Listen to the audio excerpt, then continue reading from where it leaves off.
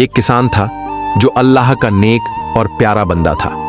वह सुबह सवेरे फज्र की नमाज अदा करता, अपनी बाकी जरूरतों से फुर्सत पाकर अपने मवेशियों को साथ लेकर खेतों की ओर निकल जाता। खेत के पास ही एक हरे भरे चारागाह में अपने जानवरों को छोड़ देता और खुद पूरे दिन मेहनत मजदूरी और खेती बाड़ी में लगा रहता। जब नमाज का वक्त होता तो खुद अजान देता और अल्लाह के इस अहम फर्ज को अदा करता।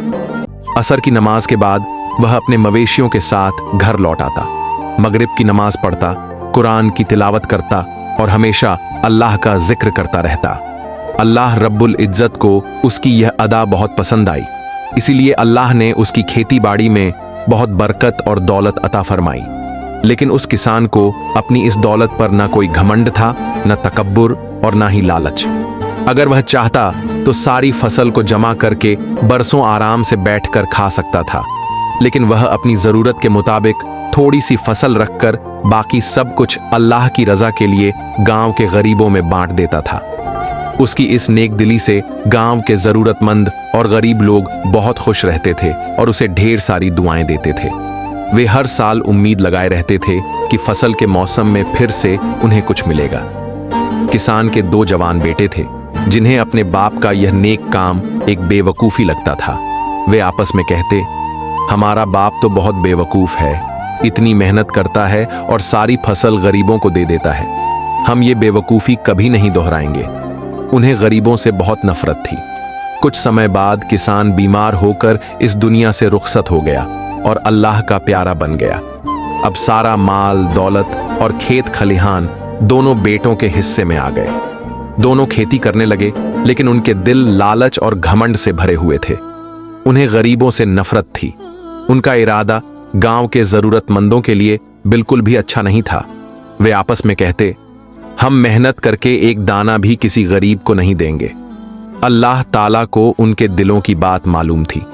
उधर गांव के गरीब लोग उस नेक किसान के जाने से गमगीन थे और उसके बेटों से भी पहले जैसी उम्मीद लगाए बैठे थे।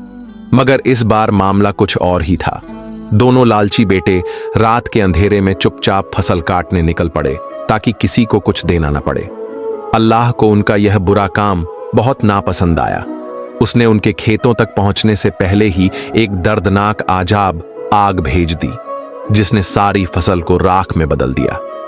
जब दोनों ने यह दर्दनाक मंजर अपनी आंखों से देखा तो उनकी आंखें फटी की फटी रह गईं। दिल डर से कांपने लगे। कुछ देर के लिए वे आपस में कहने लगे, शायद ये हमारे खेत नहीं है। मगर सच्चाई यही थी। उन्हें बहुत शर्मिंदगी हुई, लेकिन अब पछतावे का कोई फायदा नहीं था। इसी को कहते हैं, ना खुदा ही मिला, ना विसाले सनम, ना इधर के रहे ना उधर के रहे। जब इंसान अपनी मेहनत की कमाई में से दूसरों का हिस्सा याद रखता है तो अल्लाह उसकी रोजी में बेइंतहा बरकत देता है। लेकिन जब दिल से नेकी निकल जाती है और लालच आ जाता है तो दौलत होकर भी बरकत नहीं रहती। अगर ये कहानी दिल को छू गई हो तो लाइक करो, शेयर करो और सब्सक्राइब करना मत भूलना। एक लाइक एक दुआ जैसा है।